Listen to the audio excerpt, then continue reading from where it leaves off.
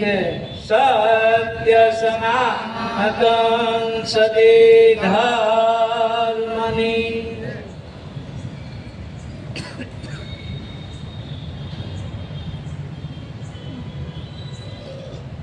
તો પ્રથમ નમો ગુરુદેવને કે જેણે આખું નિજ જ્ઞાન જ્ઞાને ગોવિંદ ઓળખ્યા ટળી ગયું દે તણુ અભિમાન તો તત્વસાર ત્રિલોકમાં અને ગુરુ ગોવિંદ એક રૂપ આધ અંત મધ્ય એક છે હરિ ગુરુ સંત સ્વરૂપ तो नाम लिया यानी सब कुछ लिया अने सब शास्त्र का भेद बिना नाम नर नर के गया पढ़ पढ़ सारो वेद तो वेद थके ब्रह्मा थके अने थके शेष महेश गीताजी मां गुरु गम नहीं वहाँ सदगुरु का उपदेश सदगुरु महाराजनी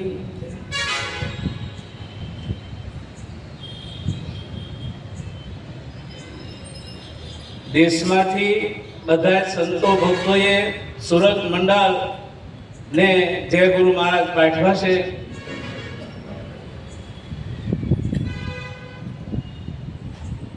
આ ધરા ઉપર આગળ સગન મહારાજે બહુ સરસ વાત કરી અને વાત વિચારવા જેવી છે. તો ખરેખર આ ધરા ઉપર એક પરમાત્માનું ખાલી નામ છે અને નામ હાટું કેટલી માથાકૂટ થઈ. કારણ કે એક નામ હાટું ખરેખર 4 વેદ રસવા પડ્યા, 6 શાસ્ત્ર રસવા પડ્યા, 18 પુરાણ રસવા પડ્યા, 52 ઉપનિષદો રસવા પડ્યા, અનેક શાસ્ત્રો એની હાટું રસવા પડ્યા એક ખાલી પરમાત્માના નામ હાટું. પણ એક આ કલીમાં કલિકાળની અંદર એક નામ નક્કી થતું નથી. કારણ કે જ્યાં મારું નથી જ્યાં તારું નથી તે પદ છે અને એ પદ જો નક્કી થઈ જાય તો એનો બેડો પાર છે. આપણે શું યાદ રાખવાનું છે? કારણ કે આપણે આપણું સ્વરૂપ જ યાદ રાખવાનું છે. મારું પોતાનું સ્વરૂપ શું છે? કારણ કે મહારાજે આમાંથી આપણું સ્વરૂપ જે હતું એ કાઢ્યું અને એ સ્વરૂપ અખંડ છે, અમર છે, અજર છે, અવિનાશી છે, જેનો કોઈ કાળે નાશ થતો નથી. એ સ્વરૂપ આપણને ગુરુ મહારાજે બતાવ્યું છે. પછી તો આપણે ઓલેની ઘોડે છે કે કેરી આંબે પાકી હોય બરાબર તો વધારે પાકવા જો પડે તો એ પાછી બગડી જાય. એમ પછી બધી સરસા બહુ કરવાથી બધું બગડી જાય છે, પછી નક્કી થતું નથી. ખરેખર આ એક નક્કી કરવાનું છે અને જે પદ નક્કી કરી લીધું એનો બેડો પાર છે. કારણ કે જે સંતોને નક્કી થઈ ગયું છે એ ફીર બોલ્યા નથી. કારણ કે સંતો સદગુરુ જ્ઞાન અપારા પોસેગા કોઈ મરજી વાનર પારા વસન થકી કોઈ વિરલા સાલે જેના અંતર હોય ઉજિયારા 14 લોકમાં વ્યાપક છતાંય નામ રહે એક ન્યારા સંતો સદગુરુ જ્ઞાન અપારા. તો ગુરુ મહારાજનું જ્ઞાન એવું છે એકવાર જો આપણા ખરેખર દિલ ભીતરની અંદર જો નક્કી થઈ જાય તો એને કશું કરવાનું રહેતું નથી. પણ એ નક્કી નથી થતું એનું કારણ શું છે? તો આગળ જેમ અમારા સગન મહારાજે આગળ વાત સંતોએ કરી બહુ વિચારવા જેવી છે. કારણ કે શાસ્ત્રોએ 3 વિભાગ માયાના પાડ્યા છે અને કઈ માયા કોને નડે છે એ કહી શકાતું નથી. તો યોગ માયા કીધી છે અને એક મહામાયા કીધી છે અને એક રૂપ માયા કીધી છે. તો રૂપ માયાની ઓળખાણ આપણને સદગુરુ મહારાજે કરાવી છે કે ભાઈ આ રૂપ છે એ માયા છે એવું સાક્ષાત્કાર કરાવી દીધો.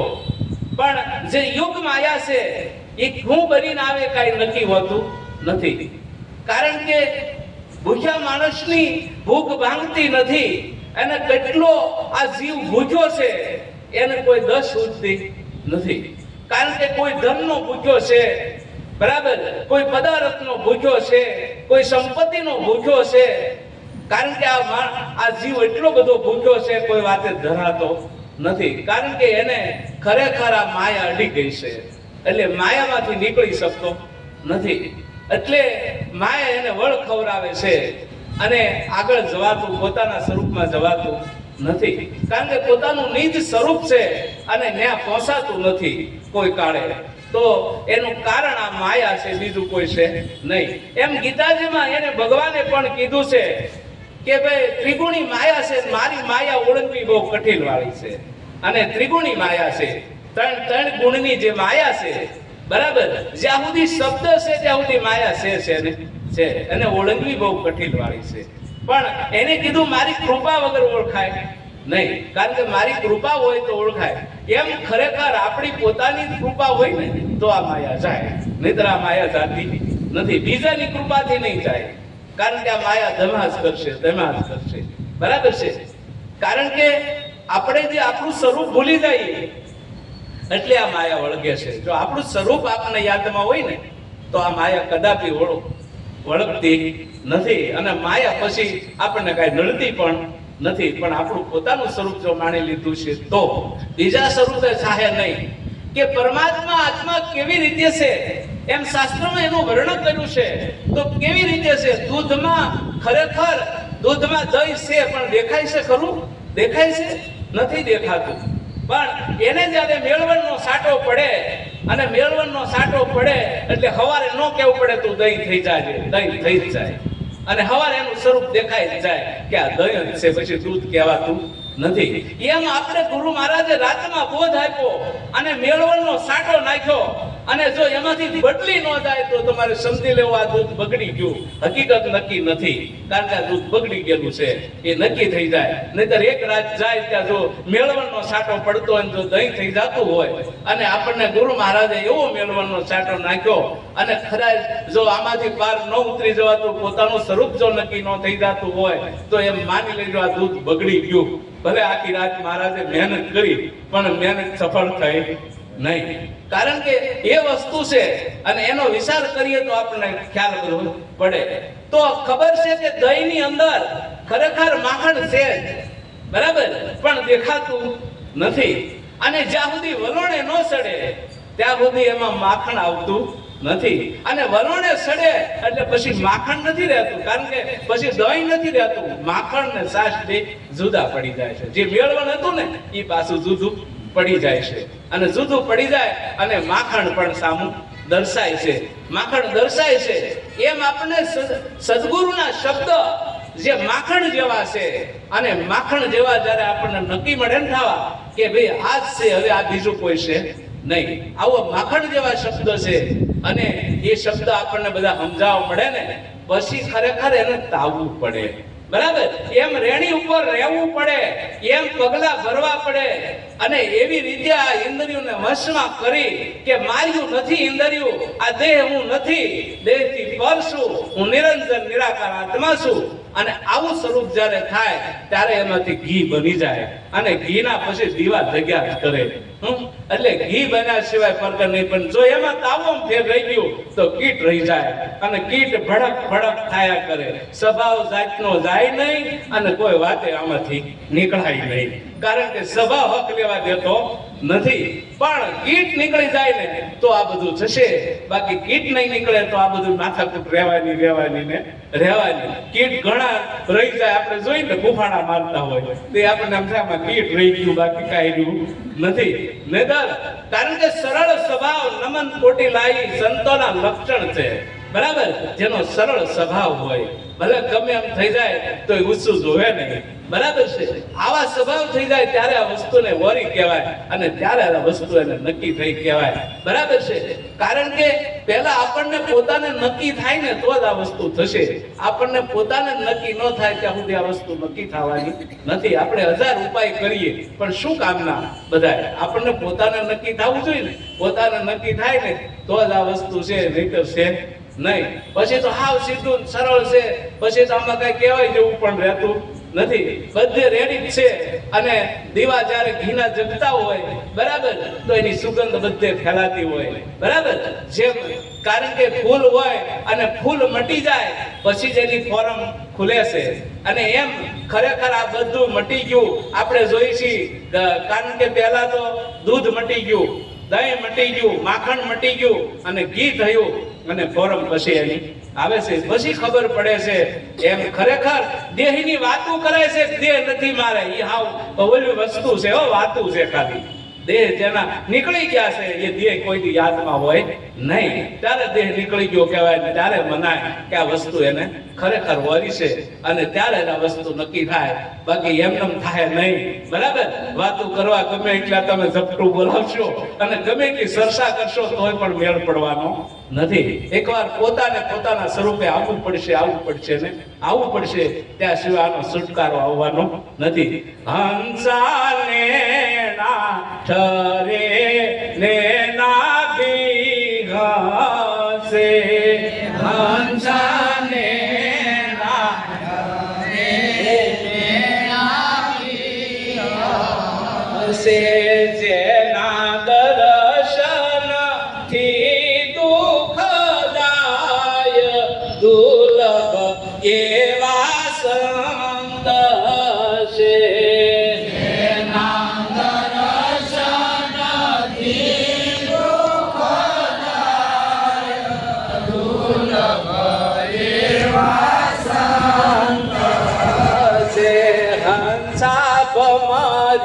જેવી રે જેની ભાવ હંસાબ મારી, જેવી રે જેની ભાવ કરી પોતાના રૂપે રાજી થાય દુર્લભ એવા સંત છે. કરી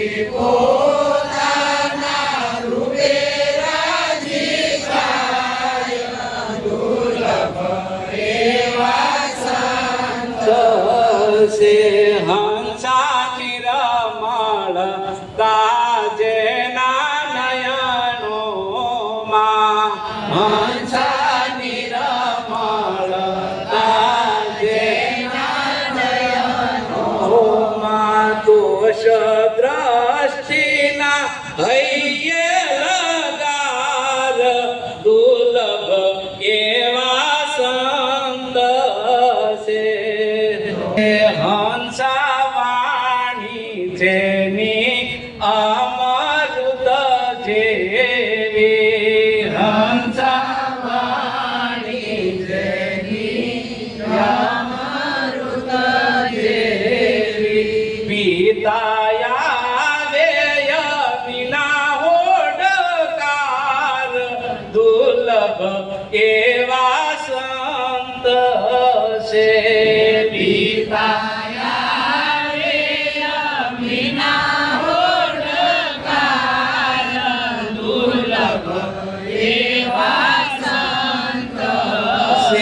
હંસા બ્રહ્મ રૂપ ભાળે બ્રહ્માંડ માં, હંસા બ્રહ્મ રૂપ ભાળે બ્રહ્માંડ માં, જેની વૃત્તિ અખંડ બ્રહ્મકાર દુર્લભ એવા સંત છે. જેની વૃત્તિ અખંડ બ્રહ્મકાર દુર્લભ એવા સંત છે. હંસા દાસ શંકર નિયાવી વિનંતી, હંસા દાસ શંકર નિયાવી વિનંતી, જેની મેર થાતા બેડો પાર દુર્લભ એવા સંત છે. જેની મેર થાતા બેડો પાર દુર્લભ એવા સંત છે. જો આને સોખું કહી દીધું, કારણ કે આ સંતે શું કહી દીધું એ વિચાર આપણે કરવાનો છે. હંસા નેણા ઠરે ને નાભી હંસે. તો નેણા ક્યારે ઠરે? નેણ ગુરુ મહારાજે ખોલી દીધા. જ્ઞાનના નેણ આપણને ખોલી દીધા. બધે જ્ઞાન સ્વરૂપ દેખાવું જોઈએ, કારણ કે જ્ઞાન સિવાય બીજું કાંઈ છે નહીં. બરાબર? નેણા ઠરે પછી નાભી હશે, નાભી અમર છે. બરાબર?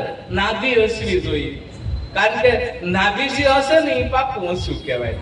બરાબર? કોકનું જોઈ ગુરુ જોઈ હસી ને એ ભારે પડી જાય. પણ કારણ કે નાભી અમર છે તો ગુરુ મહારાજ આપણને બોધમાં સમજાવે છે કે નાભી અમર છે.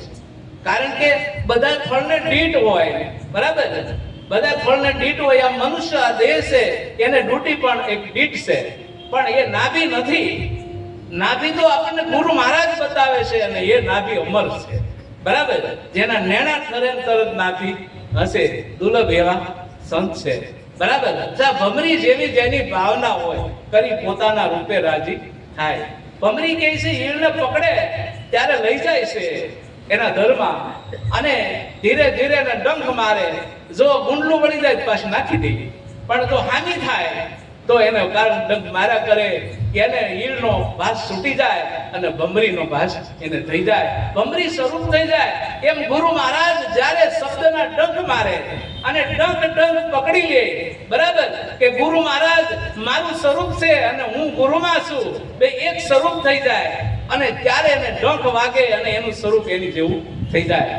જો ગુરુ એમ આપણને કઈ કહી દીધું ને ઓલું થઈ ગયું તો એમ સમજી લેજો કે આમાં કઈ થયું નહીં, આ બધું પાછું પડતું ગયું. બરાબર? જે નક્કી કરવાનું હતું એ થયું નહીં.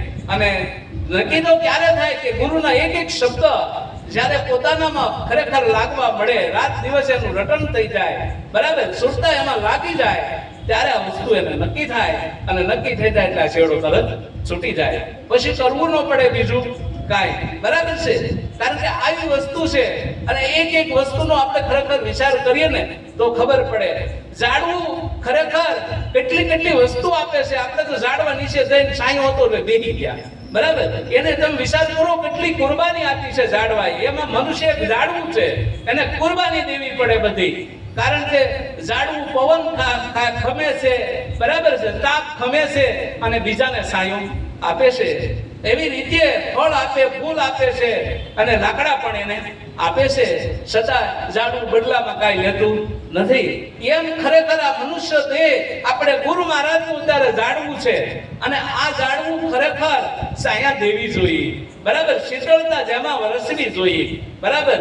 નિર્મળ નેણો અમૃત વેણો આપત સંત સુખ જાણ. આ બધી બદલી જવી જોઈએ વસ્તુ, તો માન લેવા ગુરુ મહારાજનું ઝાડવું ખરેખર છે. અને આ ઝાડ કેવું છે? ચંદનવનનું ગુરુ મહારાજે બનાવ્યું છે. ચંદનવન બીજાને સુગંધ આપે એને ચંદનવનનું ઝાડવું કહેવાય. તો આ વસ્તુ એક એક વિચાર આપણે કરીએ તો ખબર પડે. હંસા નિર્મળતા જેના નયનોમાં દોષ દ્રષ્ટિના અહીંયા લગાર પછી, જેની દ્રષ્ટિ જે નિર્મળ હોય.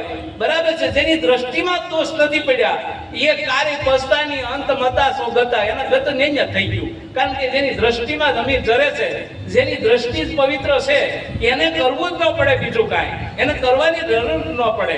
એ તો જીવતા છતાં એને મુક્તિ છે, કાયમ માટે મુક્તિ છે. આવી વસ્તુ છે, અને એ વસ્તુ એને વરી લીધી પછી કરવું ન પડે બીજું કાંઈ, એને કશું કરવાની જરૂર નથી. પછી તો આ સંતે કહી દીધું એમ, હંસા વાણી જેની અમૃત જેવી, પીતા આવે અમીના ઓડકાર. પછી અમીના ઓડકાર મળે આવે, કારણ કે વાણી અમૃત જેવી હોવી જોઈએ. બરાબર? બધાના હિત માટે, કારણ કે પર ઉપકારી વાણી હોવી જોઈએ. કોઈ જાતનો સ્વાર્થ નહીં. બરાબર? કોઈ સ્વભાવ વાણી ન હોવી જોઈએ, સત્ય હોવી જોઈએ. અને સત્ય વાણી છે, અને એ એકદી લાગે ને લાગે, અને સત્ય એ વસ્તુ તરત પ્રગટ થાય, એ વસ્તુ જ ન રહે. બરાબર? જેમ લાકડામાં આપણને ખબર છે અગ્નિ પડેલી છે પણ દેખાતી નથી, પણ લાકડું ઘસાય તો એમાંથી પ્રગટ થાય છે. એમ ખરેખર સંત સામે સંત હોય અને પ્રગટ અગ્નિ, જ્ઞાન અગ્નિ પ્રગટ ન થાય એવું કોઈ બનતી નથી, પણ એનો ઘસારો એવો હોય તો થાય, અને તરત એમાંથી પ્રગટ થાય. અને પ્રગટ થાય પછી જેમ છે તેમ દર્શાય. પછી આમનું આમ કોઈથી કહી શકાતું નથી. તો એવી રીતે છે અને એનો આપણે ખરેખર વિચાર કરવાનો છે. આપણે બધા વાણી બોલીએ છીએ, 4 પ્રકારની વાણીઓ આમાં કીધી છે: પરા, પસંતી, મધ્યમા અને વૈખરી. આ 4 પ્રકારની વાણી છે. પણ કોઈ મનમુખી ગાય છે, બરાબર છે, કોઈ માયામુખી, કોઈ જીવમુખી, ગુરુમુખી કોક વિલ્લો બોલે છે, બરાબર. બાકી આ મુખી વધારે વપરાતી હોય છે. 3 મુખ કલ્પિત કીધા, બરાબર. આ તો ગુરુ મુખમાં જેવી સુરતા સમાણી, કારણ કે ગુરુ મુખમાં ગઈ સુરતા, ત્યારે સુરતાએ નક્કી કરી લીધું કે મારો અખંડ વર છે. એવા વરને ન વરું કે આજ જન્મે ને કાલ મરી જાય, બરાબર. હું તો વરું મારા ગિરધર ગોપાલને મારો સુટલો અમર થઈ જાય, કારણ કે સુરતાનો સુટલો અમર કાયમ છે, એનો ધણી પણ અમર છે. અને એ જ મહાપદને પકડી લે સુરતા, પછી છોડતી ક્યારે નથી. તો એવી વસ્તુ છે અને એનો આપણે વિચાર કરીએ તો ખબર પડે કે ગુરુ મહારાજનું પદ ખરેખર કેવું છે અને ગુરુ મહારાજે આપણને ખરેખર વસ્તુ કેવી આપી છે, બરાબર છે. એનો રાત દિવસ જતન કરો, જેમ કરો તો જ ખબર પડે, નહીંતર આની ખબર પડતી નથી. એમાં લગ્ની લાગી જવી જોઈએ, લાગે તો થાય. છોકરું જેમ નિહાળે ભણવા જાય અને આપણે કાંતર શ્રીફળ ને હાકરનો પડો દઈએ, નામ લખાય નથી, ભણી નથી જાતું, બરાબર. રોજ એને દફતર લઈને જાવું પડે છે, જાય તો જ ભણે છે. એમ ગુરુ મહારાજ પાસે રાત દિવસ એક ધારું ભણવું પડે, તો એનો માહિતી એમાંથી એને મળે છે, એને શબ્દનો સાર એમાંથી જડે છે અને એનું સ્વરૂપ પોતાનું ઉજ્જવળ પછી થાય છે અને એ સ્વરૂપે એની સુરતા પછી લાગી જાય છે. પછી આઠે પોર એને ભજન કરતી થઈ જાય, પછી સુરતા પાછી પડતી નથી. હંસા બ્રહ્મ રૂપ ભાળે આ બ્રહ્માંડમાં, જેની વૃત્તિ જ અખંડ બ્રહ્મકાર થઈ ગઈ, કારણ કે બ્રહ્મ રૂપ ભાળે. આ બધું બ્રહ્મનું રૂપ છે, માયાનું નથી. માયાનું ગુરુ મહારાજે કાઢી નાખ્યું. હવે તો આ બધું બ્રહ્મનું રૂપ છે અને બ્રહ્મના રૂપમાં જોવે તો આ બ્રહ્મ આવો કેવો બ્રહ્મ છે, બરાબર. સાકાર જુઓ, નિરાકાર જુઓ, બરાબર છે, આકાર જુઓ, આ બધી બ્રહ્મ છે, બીજો કોઈ છે નહીં. જે રૂપે જુઓ એના બ્રહ્મ ઉભો છે, બ્રહ્મ સિવાય બીજો કોઈ નથી. જેની વૃત્તિ અખંડ થઈ ગઈ, ગુરુ મહારાજે વૃત્તિ અખંડ કરી દીધી કે તારી વૃત્તિ ક્યાંય ખંડ થાય નહીં. તું અખંડ છે અને તારી વૃત્તિ ન્યા લગાય એટલે અખંડ થઈ જાય, કોઈ કાળે ખંડ થઈ શકતી નથી. તો આવી વસ્તુ છે અને આવી વસ્તુ આપણને ખરેખર ગુરુ મહારાજે આપી છે. એનું જતન કરીએ તો આપણને કાયમ ખબર પડે કે આ વસ્તુ કેવી છે. આ શંકર મહારાજનું ભજન છે, બરાબર. જેની મેર થતા જ બેડો પાર થઈ જાય. એની મેર થઈ ગઈ ને તો બેડો પાર. પણ એ વસ્તુ આપણે તરત દોરી લેવી પડે, 20 મિનિટે લીધી ને એ ટાણે દોરી લેવી પડે તો એની મેર થાય અને આપણો બેડો પાર થઈ જાય. પછી કરવું ન પડે બીજું કાંઈ, પછી કશું કરવાનું રહેતું નથી. તો આવી વસ્તુ છે અને એવું ન માનતા, કાયરતા ન લાવતા કારે કે ભાઈ કાયરતા નો આવી જોઈએ કાયમ, કે કાયરતા નો હોવી જોઈએ કાયમ, આપણે સુરવીરતા હોવી જોઈએ કે એક પોગે બીજો ન પોગે, એવું કોઈ બનતું નથી. જેની જેવી લગ્ની હોય એવી વસ્તુ થાય ને થાય. એટલે વિચાર આપણે ખરેખર કરવાનો છે ને આપણે વિચાર કરીએ ને તો આની ખબર પડે. આ ગુરુ મહારાજનો મહિમા છે, અખંડ અજર ને અમર અવિનાશી છે. એનો કાયમ આપણે ગુણલા ગાવાના છે ને છે. સદગુરુ મહારાજની